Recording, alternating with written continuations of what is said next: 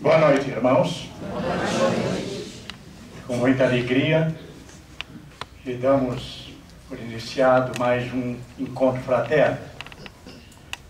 Este ciclo de palestras que se realiza em nossa casa, com o apoio da Associação Médico Espírita do Rio Grande do Sul, trazendo-nos palestrantes convidados. E para o início deste encontro, convidamos os irmãos a unirem seus corações numa prece a Deus, nosso Pai. Senhor, nos reunimos fraternalmente neste instante em Teu nome. Envolvemos-nos nas vibrações amorosas da assistência espiritual que Tu nos permites. Os nossos corações vibram felizes por esta oportunidade que Tu nos concedes. Pedimos apenas condições para bem aproveitarmos estes momentos. Momentos de reflexão sobre as leis da vida que Tu nos renovas permanentemente. Reflexão, Senhor, sobre a Tua vontade, que se expressa em todas as coisas da natureza. Ajuda-nos, Senhor, a nos sentirmos, neste instante, amados, protegidos, fraternos, aprendendo sobre as claridades da doutrina que Tu estendes a cada um de nós, como uma sublime mensagem do Teu amor, a nos esclarecer, a nos consolar. Que sejam momentos muito proveitosos para o nosso esclarecimento, para a nossa consolação, para a renovação das nossas disposições, de avançarmos com passos firmes no caminho da evolução espiritual. Nos entregamos aos Teus cuidados. Seja feita a Tua vontade sempre. Que assim seja. Bem, irmãos, queremos, nesse primeiro encontro, saudar a todos os presentes, saudar de modo muito especial a Associação Médico Espírita do Rio Grande do Sul, que aqui está representada pelo Dr. Paulo Rogério Aguiar, trabalhador da nossa casa, querido amigo, a quem pedimos que estenda ao Dr. Gilson, a toda a diretoria da AME, RS, o nosso abraço, a nossa saudação. E vamos também abraçar muito fraternalmente o nosso convidado desta noite, Dr. Luiz Augusto Sombrio, psicólogo clínico, engenheiro eletrônico, dedicado expositor espírita, veio ter conosco mais uma vez. Tivemos a alegria de abraçá-lo e o fazemos em nome de todos os frequentadores e trabalhadores desta casa, traduzindo a satisfação por tê-lo conosco. E passamos-lhe a palavra para abordar o tema reservado para esta noite, que desperta tanto interesse em todos nós: as forças destruidoras da alma. Acompanhamos com atenção.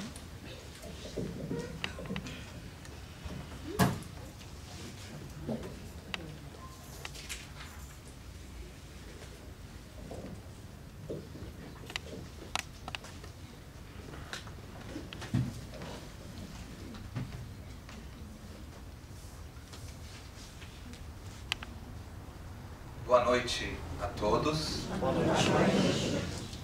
Agradeço o acolhimento da direção da casa, de todos os participantes aqui, e recordamos que em outros dois encontros em que aqui estivemos, foram gratos momentos a nossa lembrança, e é com satisfação que aqui retornamos, desta vez abordando um tema que poucos conhecem: ciúmes, inveja, ressentimento, vitimismo.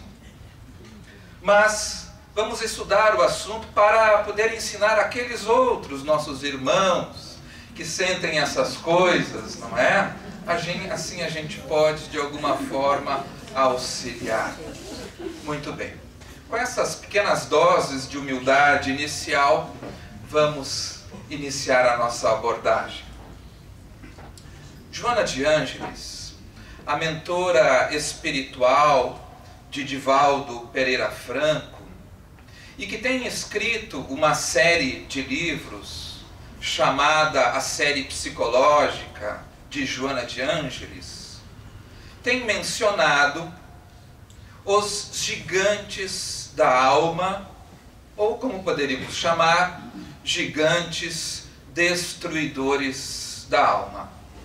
Esta expressão retira ela da obra do professor e psiquiatra Mira Lopes, que tomou este título para estes grandes obsessores, auto-obsessores que temos, estes sentimentos que corroem a nossa alma e que com certeza nós conhecemos bastante bem. Somos mestres e doutores nestes sentimentos que buscamos com muito esforço libertar de nós mesmos. Mas na obra de Joana, ela muitas vezes nos situa como crianças espirituais.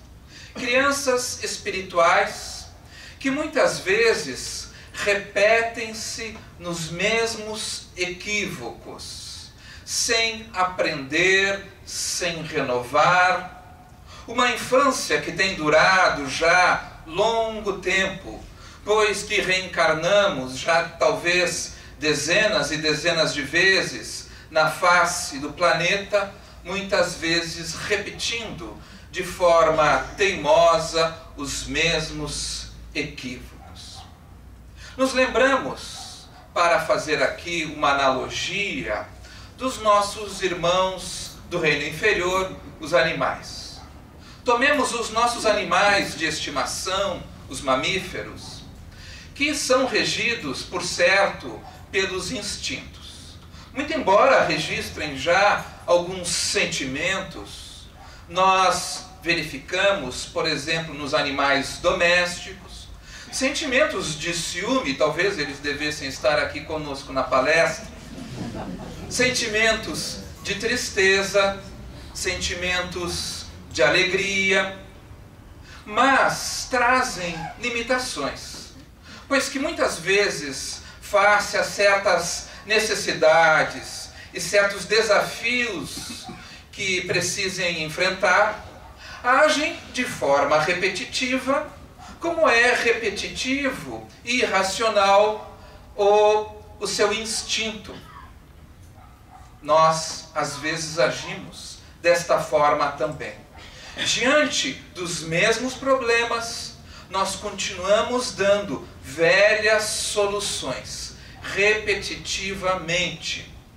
É como se nós tivéssemos dentro de nós aquela vitrolinha antiga, e os mais novos talvez não conheçam, aquela vitrolinha que quando o disco trancava, ficava repetindo e repetindo e repetindo, e alguém tinha que dar um tapinha na agulha para que então pudesse passar adiante.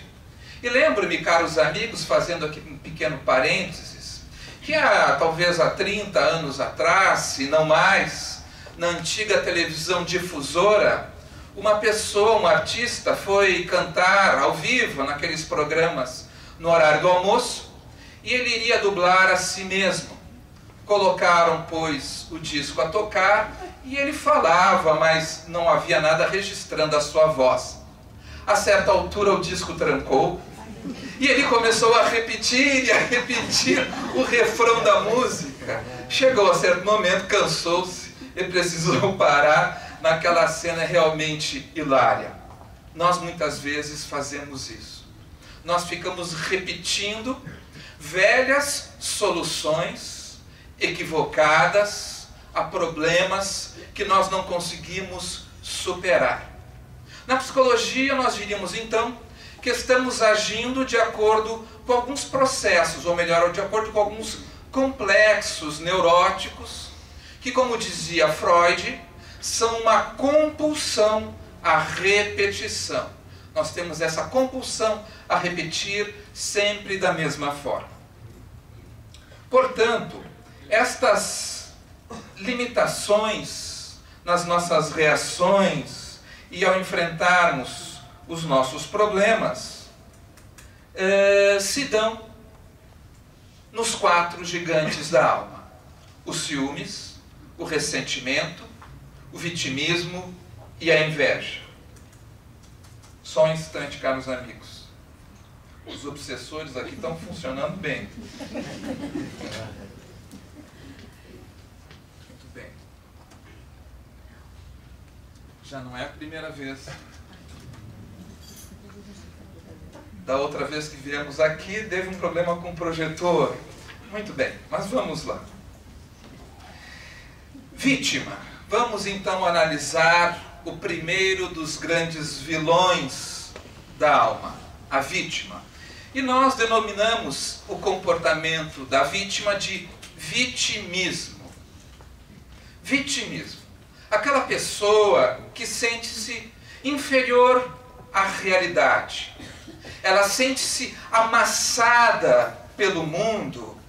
Ela frequentemente, compulsando os jornais, os noticiários, ela registra em especial, muito obrigado, a sessão de desobsessão funcionou rápido aqui. Então a vítima registra todas as mazelas da humanidade, entendendo-se, pois, como se fosse um extraterrestre colocada em um mundo, em um planeta a que ela não faz jus. Ela não merece tamanho sofrimento que de uma forma injusta lhe é aplicado. O seu discurso, comumente, é um discurso manso, um discurso triste, de uma alma angélica que talvez, tal qual um Ícaro, cujas asas tenham sido derretidas pelo calor do sol, caiu à terra e se vê diante de um mundo primitivo e bastante cruel. Esta é a vítima. É importante diferenciarmos aqui esta vítima da vítima assim considerada no campo do direito, pois que no direito nós temos como uma vítima aquela pessoa a qual os seus direitos foram feridos.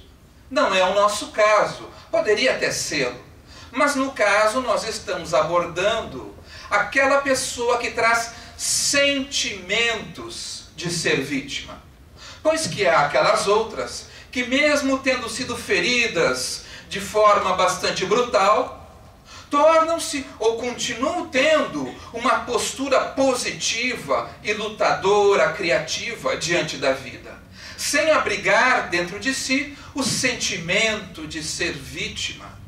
Mas, no entanto, há estas pessoas que permanecem em tal atitude, e esta atitude vê a realidade unicamente nos seus aspectos negativos. Portanto, desta forma, não tem a capacidade de mudar a sua própria vida, pois que ela percebe, ela entende que o mundo, que o planeta, que a humanidade está lhe amassando e ela não tem as mínimas condições para afrontar tamanha injustiça. Elas comumente projetam os seus problemas nos outros. Na psicologia nós chamamos isso, pois, de projeção. Nós acreditamos, quando nesta postura da vítima, que o mal está nos outros e que nós somos espíritos bondosos, puros, bons trabalhadores espíritas. E o errado e o mal e a escuridão e a treva encontra-se nos outros. Fazemos assim uma divisão maniqueísta. O mal está lá fora e o bem está em mim. Esta é uma divisão bastante ingênua, equivocada. Pois que todos nós trazemos luzes e trevas. Nós trazemos dentro de nós um sol, a centelha divina que anima-nos a alma, mas também trazemos mazelas que precisamos superar.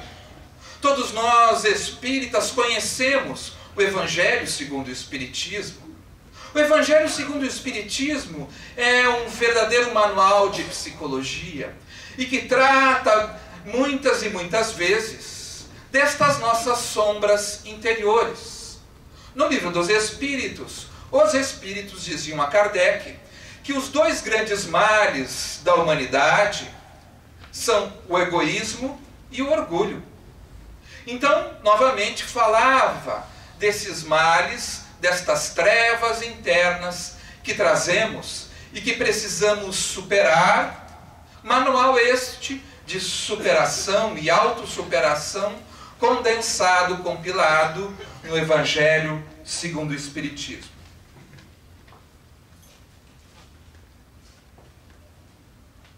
Ao projetar, pois, o mal fora de si, a vítima não assume responsabilidade pelo que está lhe acontecendo. A responsabilidade é dos outros. Ela, pois, inculpa os outros. Desta forma, a sua visão de mundo é uma visão algo cruel, é como viver no próprio inferno. Então, este anjo decaído, aqui com palavras irônicas, por certo, ele sente viver no próprio inferno, pois que ele só vê fora de si o mal. Em toda parte há problemas, em toda parte há erros, há equívocos, que se fosse ela que pudesse realizar, o faria de uma forma correta, e se houvesse milhões de pessoas como ela, o mundo seria um mundo melhor. Os filósofos falam-nos de uma visão de mundo. Cada pessoa tem uma visão do mundo. Algumas pessoas têm uma visão otimista, outras pessoas têm uma visão pessimista. Os otimistas veem no mundo um mundo de possibilidades, um mundo onde podem construir, onde podem criar, onde podem crescer como pessoas, onde podem travar relacionamentos amorosos e felizes. Um mundo onde podem também fazer conquistas materiais e, através da ciência, melhorar o bem-estar das pessoas. Este é um mundo de possibilidades. Outras pessoas, porém, veem o mundo pela ótica do negativo. É um mundo cruel, é um mundo selvagem. E quanto antes partimos daqui, melhor. Como se este não fosse um mundo criado por Deus.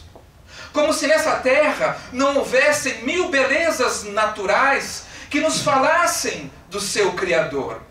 Como se nas pessoas nós não pudéssemos perceber a centelha divina que trazem.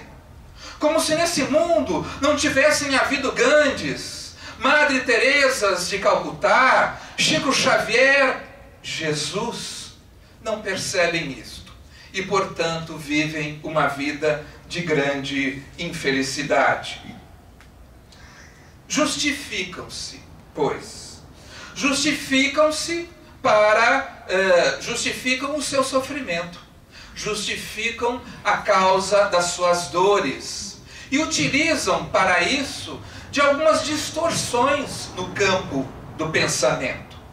Pois que para colocar-se nessa posição de vítimas, precisam distorcer alguns pensamentos, de forma que possa ser colocado todo o mal lá fora. E que mesmo os seus erros possam ser maquiados através de pequenas corruptelas do pensamento para se tornarem tentativas que foram frustradas por outras pessoas que serão as culpadas. Este processo de racionalização, todos nós fazemos um pouco. Nós transformamos o errado em certo dentro de nós. Nós aprovamos certas atitudes numa atitude assim que será de negar os próprios defeitos. Isso nós chamamos de racionalização.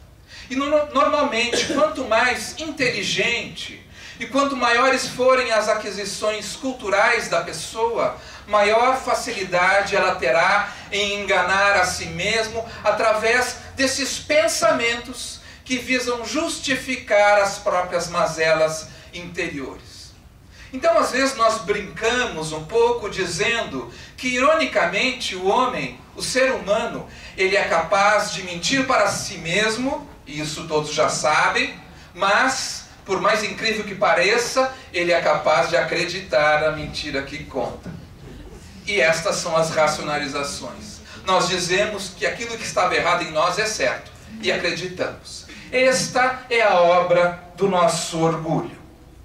Mas o que a pessoa vitimista não percebe é que, em dizendo que a culpa das suas mazelas e das suas dores são dos outros, ela, em assim fazendo, delega o poder das suas vidas aos outros. O poder, portanto, nesta situação de ser feliz, não está em mim mesmo, está na outra pessoa. Se ela quiser, se ela for generosa, se ela for justa, eu serei feliz. Mas se ela não for assim, e de resto na humanidade há muita maldade, eu serei infeliz. Eu serei uma criatura a penar, sofrida pela vida. Portanto, o poder da minha felicidade e da minha dor está no outro, caros companheiros. O que é um pensamento equivocado. Colocar a nossa felicidade nas mãos de outrem é um grande equívoco. Porque a responsabilidade de sermos felizes é nossa. Quando partimos para outra vida, nos perguntarão o que fizestes com as possibilidades e os recursos que coloquei em tuas mãos. E o que responderemos? Ah, o fulano não deixou. A minha esposa me escravizou. Os meus filhos usurparam todos os meus bens. Não pude fazer o que tu me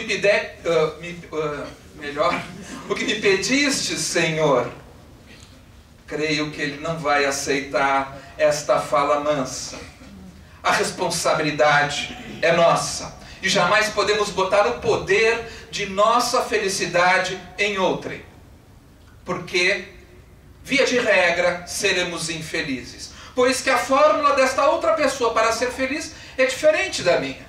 Talvez o que lhe faça feliz não é o que me faça feliz e vice-versa. Então a vítima, ela escolhe uma alternativa doentia diante do mundo, diante dos problemas, mas traz uma face oculta. A sua face oculta, e que não é tão ingênua, e não é